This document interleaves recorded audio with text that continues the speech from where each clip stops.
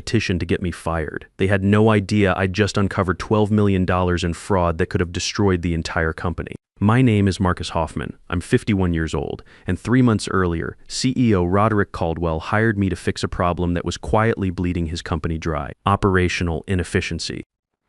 Pinnacle Solutions Group was burning through cash like a house on fire, and nobody could figure out why their costs kept climbing while productivity stayed flat.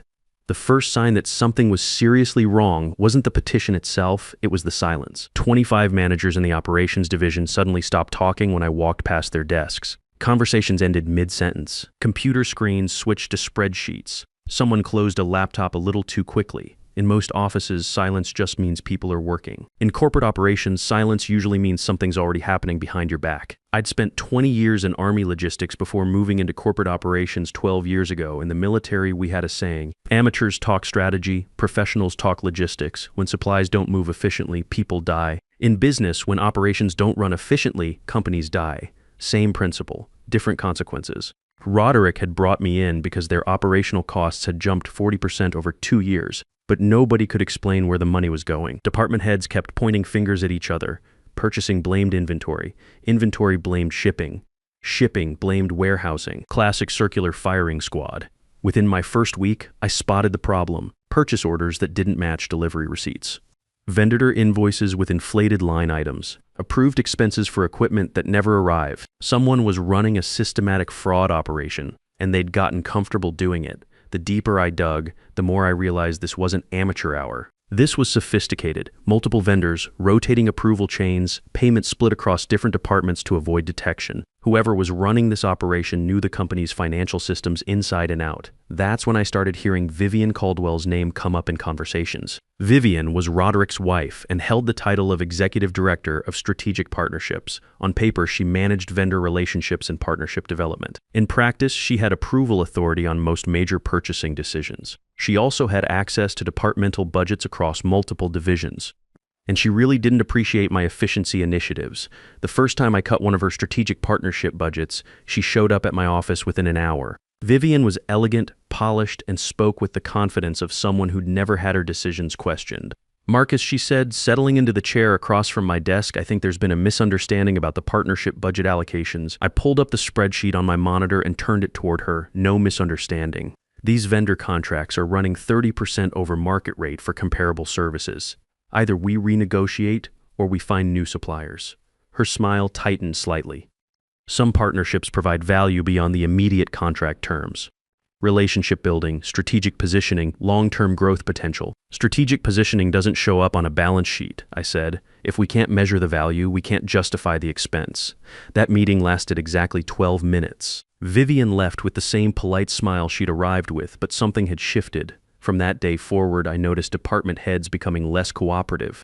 Requests for data took longer to fulfill. Meetings got rescheduled at the last minute. Wesley Pierce, the senior strategy manager, started dropping comments about my military rigidity in departmental meetings. Justin Graves, who ran analytics operations, began circulating reports that highlighted temporary disruptions during my process improvements while conveniently omitting the cost savings we were achieving. I recognized the pattern. In military terms, they were conducting an influence operation. Isolate the target, control the information flow. Build coalition support for the desired outcome. But they made one critical mistake. They underestimated how much evidence I'd already gathered. 3 weeks after that first meeting with Vivian, Roderick boarded a plane for a European expansion tour. Before leaving, he stopped by my office and placed a folder on my desk. "Quarterly review is in 3 weeks, he said. "I want a full assessment of where we stand." At the time, I thought he meant operational metrics. Later, I realized he meant something else entirely. 2 days after Roderick left, the vendor payments I'd been tracking suddenly accelerated. Purchase orders that had been sitting in approval queues for weeks got fast-tracked. Invoices that normally took 30 days to process were getting paid within 48 hours. Someone was rushing to complete transactions while the CEO was out of the country. That's when I called in a favor from an old Army buddy who worked in corporate forensic accounting. We spent the next 48 hours going through purchase orders, vendor contracts, and payment authorizations with military precision. What we found was a thing of beauty. And by beauty, I mean a perfect example of systematic fraud. 12 vendors with inflated contracts, payment schedules that avoided normal approval thresholds, purchase authorizations that bypassed standard verification procedures. And at the center of it all, one signature that appeared on every suspicious transaction. Vivian Caldwell. The total damage was just over $12 million across 18 months. Money that had been systematically siphoned out of operational budgets and funneled to vendors who were either overcharging by massive margins or billing for services never delivered. But the really impressive part was how it had been hidden. Each transaction was just small enough to avoid triggering audit flags. Spread across multiple departments to avoid pattern recognition. Approved through a rotation of managers who probably never realized they were part of a larger scheme. The sophistication told me this wasn't someone's side hustle. This was professional-grade embezzlement with insider knowledge of our financial controls. Someone who understood exactly how our approval processes worked and where the blind spots were. My forensic accountant buddy whistled low when he saw the final numbers. Marcus, this is federal fraud territory. You're looking at criminal charges, not just termination. That's the plan, I said. The next morning, I watched Vivian arrive at the office like I was conducting surveillance. Same routine as always. Designer coffee from the lobby cafe. Stop at her assistant's desk for the daily briefing.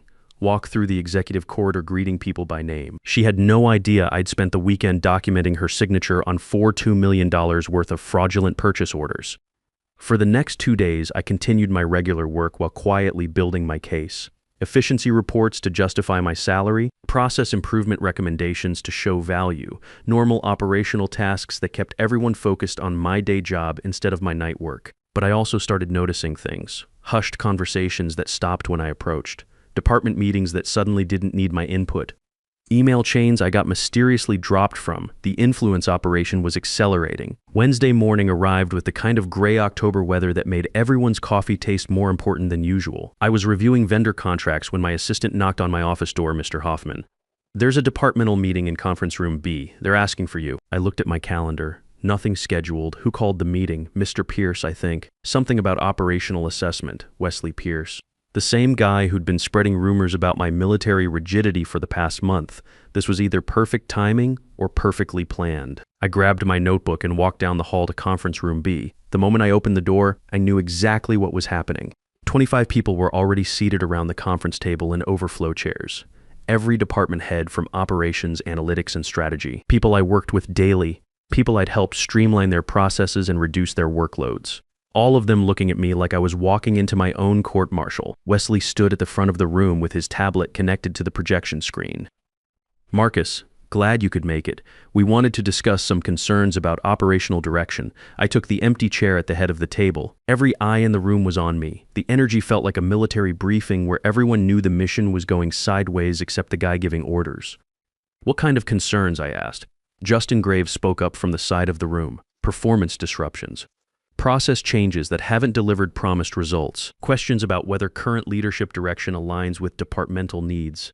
For the next hour, I sat through the most professionally executed character assassination I'd ever witnessed. Charts showing temporary productivity dips during system transitions. Graphs highlighting short-term costs without showing long-term savings. Carefully edited testimonials about my disruptive management approach. Wesley presented data that painted my efficiency initiatives as departmental failures. Numbers that were technically accurate but stripped of all context. It was like reviewing a surgeon's mortality statistics without mentioning he only operated on terminal patients. Justin followed with operational reports that highlighted every temporary setback while ignoring every permanent improvement. Metrics that showed the trees while hiding the forest, but the really professional touch was how they structured the presentation. No direct accusations. No personal attacks, just objective data analysis that happened to support one very specific conclusion. Marcus Hoffman was bad for the operations division. Then the door opened and Vivian walked in. She moved to the center of the room like she owned it, which technically she did through marriage. Every conversation stopped. Every eye shifted to her. Without saying a word, she placed a single sheet of paper on the table directly in front of me. I didn't need to read it to know what it was. The header said it all: petition for leadership review, operations division. Below that were 25 signatures, real names, real titles, people I'd worked with every day for 3 months. 25 people in this division believed the department would function better under different leadership. Vivian said with the calm confidence of someone delivering inevitable news. Given the operational challenges and performance concerns, the executive team feels this feedback deserves serious consideration. She paused, letting that sink in. We're recommending immediate resignation to allow for smoother transition planning. The room was completely silent, 25 professionals avoiding eye contact. Vivian standing there like a prosecutor who just delivered closing arguments. I picked up the petition and read through every signature. Names I recognized. People whose processes I'd streamlined, managers whose departments were running more efficiently than they had in years. All of them scared enough of change to sign a document requesting my removal. I folded the paper once and slipped it into my jacket pocket. Then I stood up. "Anything else?" I asked. Vivian's eyebrows raised slightly. She'd clearly expected more reaction, more defending, more pleading. "The executive team will need a response by Friday," she said. "You'll have one." I walked out of that conference room knowing exactly what was going to happen next. Not because I could predict the future, but because I understood the tactical situation. They'd just committed all their forces to a frontal assault. Classic military mistake. Never reveal your full strength until you know what the enemy is holding in reserve, and they had no idea what I was holding in reserve. Thursday morning, Roderick's flight landed at 7:15 a.m. His assistant had already scheduled an emergency board session for Friday morning. Urgent operational review was the only explanation on the calendar. I spent Thursday evening preparing my response to their petition, not the resignation letter they expected. Something much more comprehensive. Friday morning arrived with clear skies and the kind of crisp air that made you think about new beginnings. I was at my desk by 6 a.m. organizing my presentation materials, not because I was nervous, because in military operations, preparation prevents poor performance. The boardroom at Pinnacle Solutions Group occupied the entire northeast corner of the executive floor. Floor-to-ceiling windows overlooked the city skyline, and the mahogany conference table could seat 20 people without crowding. By 9 a.m., 12 board members, the CEO, CFO, and myself were seated around that table. Roderick looked tired from his European trip, but completely alert. His eyes had the focused intensity of someone who'd received some very interesting phone calls during his flight home. "Let's begin," he said simply. I connected my laptop to the projection system and advanced to my first slide. Large white numbers against a black background, $12,347,000. The room went completely quiet. "That's how much money was stolen from this company over the last 18 months, I said. Anthony Reed, our CFO, leaned forward in his chair. Several board members reached for the printed reports I'd distributed. Chairman Gordon Walsh studied the cover page with the kind of attention usually reserved for legal documents. The fraud was systematic, I continued, advancing to the next slide. 12 vendors, inflated contracts. Payment authorizations that bypassed standard verification procedures. The flowchart displayed vendor names, contract amounts, and approval signatures. Clean, simple, and impossible to misinterpret. Each arrow showed money flowing out of legitimate operational budgets into fraudulent vendor payments. Each transaction was designed to stay below individual audit thresholds, I explained. But collectively, they represent the largest embezzlement scheme in company history. Board members started cross-referencing the printed documentation. Purchase orders, vendor contracts, payment authorizations, everything organized with the same precision I'd used to track supply chains in Afghanistan. Gordon Walsh looked up from his folder. "Do you know who authorized these payments?" That's when I reached into my jacket pocket and pulled out the petition. The paper seemed louder than it should have been as it hit the polished table surface. Before I answer that question, I said I'd like the board to see something else. Roderick picked up the petition. His expression didn't change as he read the header, but I watched his posture shift slightly as his eyes moved down the page. 25 signatures, a formal request for my immediate resignation. He placed the document back on the table and looked around the room. Who organized this? The silence stretched for several seconds. Board members glanced at each other. Anthony Reed was already reaching for his phone, probably calling our audit firm. The same person, I said, advancing to my final slide, who authorized $4.2 million in fraudulent vendor payments. The projection screen displayed two signature samples side by side. On the left, vendor authorizations from the past 18 months. On the right, the petition requesting my resignation. Below both samples, enlarged for clarity, was Vivian Caldwell's signature on a $340,000 payment to Sterling Strategic Consulting for services that were never delivered. Vivian Caldwell, I said clearly. The room erupted into quiet chaos. Board members passed documents back and forth. Anthony Reed was speaking in urgent whispers to someone on his phone. Gordon Walsh was making notes on his legal pad with the focused intensity of someone preparing for congressional testimony. Roderick stared at the petition for a long moment, then looked directly at me. "How long have you known about this?" "I've been documenting suspicious transactions since my second week." Confirmed fraud patterns 3 weeks ago, built the complete case over the past 4 days, and you said nothing until now. I needed sufficient evidence to ensure successful prosecution. In military operations, you don't engage the target until you have overwhelming tactical advantage. One of the board members spoke up. What's the exposure risk? Criminal liability for the perpetrators, civil recovery possible for most stolen funds. But if we'd waited much longer, the trail would have been harder to follow. They were accelerating payment schedules while Mr. Caldwell was traveling. Anthony Reed finished his phone call and looked around the table. Our forensic accounting firm can be here within 2 hours. FBI Financial Crimes Unit will want copies of everything. That's when the door opened and Vivian walked in. She moved with her usual confident stride, clearly expecting to discuss my resignation response. The moment she saw the projection screen, her expression changed. Her own signature, blown up to billboard size, authorizing a fraudulent vendor payment. Roderick, she said carefully, I wasn't expecting a board meeting this morning. He gestured toward the empty chair at the far end of the table. Sit down, Vivian. We have some questions. For the next 30 minutes, I watched a masterclass in corporate interrogation. Board members with legal backgrounds asking precise questions about vendor relationships, approval authorities, and payment procedures. Vivian's answers becoming more careful and less confident with each exchange. The evidence was overwhelming. Her signature on dozens of suspicious payments. Her approval authority on vendor contracts with inflated pricing, her access to departmental budgets across multiple divisions. Most damaging of all, her organization of the petition to remove the one person investigating the fraud scheme.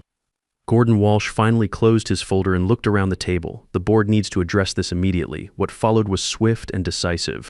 Vivian's corporate access was terminated while she sat at the conference table. Security was called to escort her from the building. Her personal effects would be packaged and delivered later. Wesley Pierce and Justin Graves received similar treatment. The 3 managers who'd been actively involved in approving fraudulent payments were suspended pending criminal investigation. The 22 other petition signers kept their jobs but found themselves answering very detailed questions about their knowledge of vendor relationships and approval procedures. Most of them, it turned out, had simply been scared employees who thought my efficiency initiatives threatened their positions. They'd signed the petition believing they were protecting their jobs, not covering up embezzlement. But fear doesn't excuse participating in an attempt to remove someone investigating criminal activity. The district attorney's office was extremely interested in our documentation. Systematic corporate fraud with clear evidence trails makes prosecutors very happy, especially when the evidence is organized with military precision and supported by forensic accounting analysis. 6 months later, I was sitting in a completely different office, Executive Vice President of Operations, Pinnacle Solutions Group. Corner office with windows overlooking the city, the same view I'd stared at during that board meeting, but from a much better chair. The quarterly review had just finished. Operational costs down 32% from pre-investigation levels, vendor contracts renegotiated to market rates, new approval procedures designed to prevent future fraud, purchase authorization systems that required multiple departmental sign-offs for any transaction over $5,000. Most importantly, a corporate culture where questioning suspicious activity was encouraged, not punished.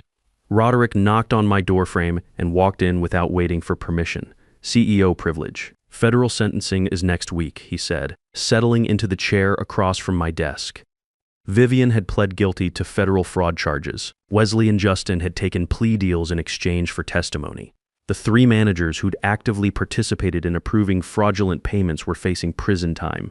Any regrets? Roderick asked. I thought about that question for a moment. Did I regret exposing a $12 million fraud scheme? Did I regret protecting the company from criminal liability? Did I regret ensuring that 200 honest employees kept their jobs while a few criminals faced consequences? About which part? The whole thing, the investigation, the confrontation, the way it ended. I leaned back in my chair and looked out the window. Same city skyline, same traffic patterns, same world. But with a little more justice in it. 25 people signed a petition requesting my resignation, I said. 22 of them were just scared employees who thought I was threatening their job security. They signed that document believing they were protecting their livelihoods.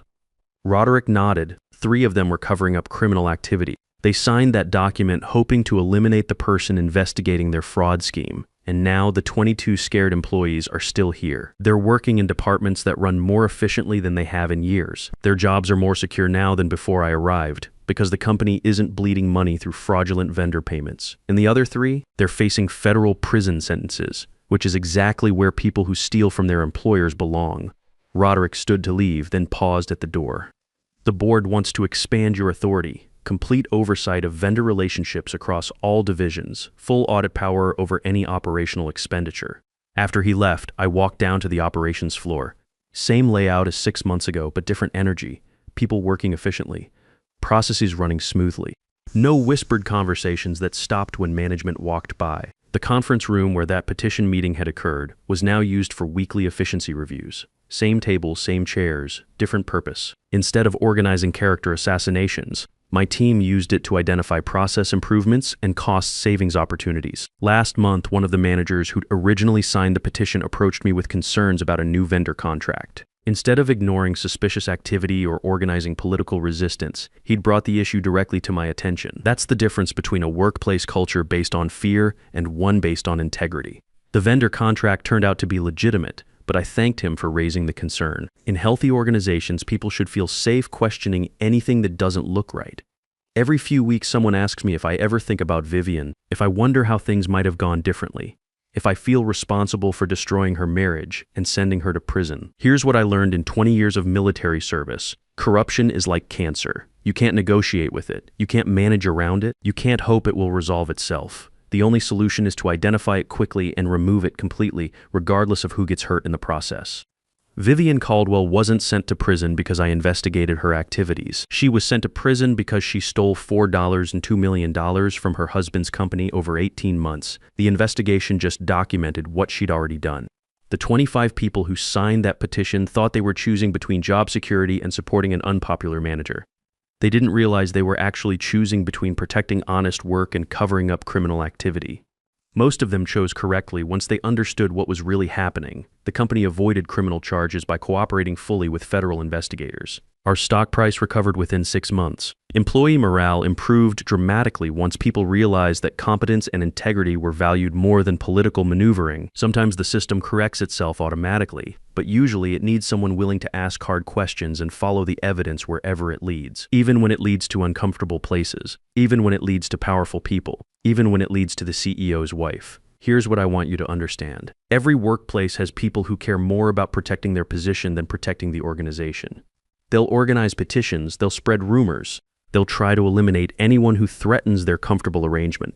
But every workplace also has people who understand that integrity matters more than convenience, who believe that doing the right thing is worth the risk of making enemies, who know that sometimes you have to stand up to corruption regardless of who's involved. The question isn't whether you'll encounter workplace politics and corporate manipulation. You will. The question is what you'll do when it happens.